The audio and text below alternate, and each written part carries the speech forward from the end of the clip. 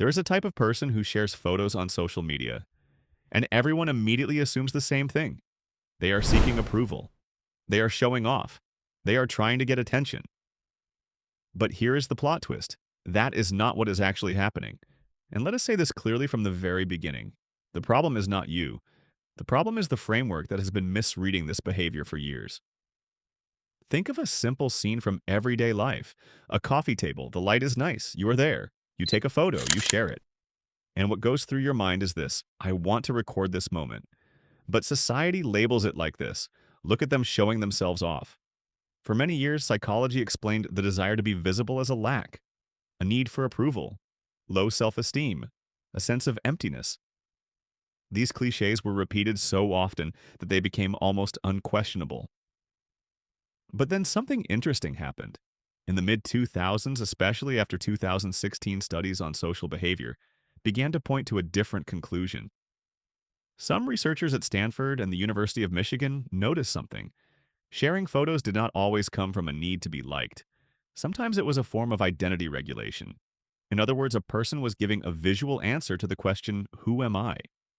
This is where a new concept comes in: digital self-expression. This is not narcissism. This is the brain's need to build a story. The prefrontal cortex, meaning the part of the brain that makes decisions and searches for meaning, does not like scattered moments. It wants to turn them into a story. Sharing a photo is the visual sentence of that story. We misunderstand dopamine.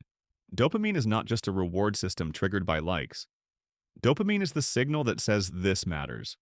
When you share a photo and your brain feels a small sense of relief, this is not always external approval. Sometimes it is internal coherence. Sounds complex, so let us bring it down to everyday life. It is like keeping a notebook.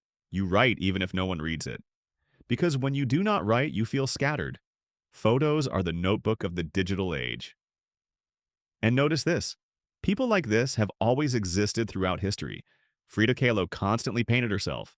Van Gogh drew self-portraits again and again. Virginia Woolf documented her own mind in her diaries. No one told them they were trying to get attention. But today the same impulse appears through a different tool. Coincidence? I do not think so. Now let us come to the uncomfortable but necessary question. Is this sharing a healthy choice or an escape? The answer is not black and white. If sharing comes from the place of see me or I disappear, then yes, it is time to pause. But if sharing comes from the place of this is my experience and I am honoring it, then this is not a lack. This is a skill of self-awareness. Western culture labels this as self-promotion. In the East, there's a similar concept: witnessing, noticing that you lived, being a witness to yourself. This is not arrogance, this is insight. Society told you this. Be less visible, be modest, do not draw attention. But no one taught you this. You can be modest without erasing yourself. And here's the truth. You are not seeking attention. You are seeking coherence. You are bringing yourself together so you do not fall apart. Let the closing line be clear. You are not sharing too much. You are understanding yourself out loud. And if this video explains something you could not explain for years. In the next video, we go to this question: why do some people never share, and is that really healthier? Stay, because this story does not end here.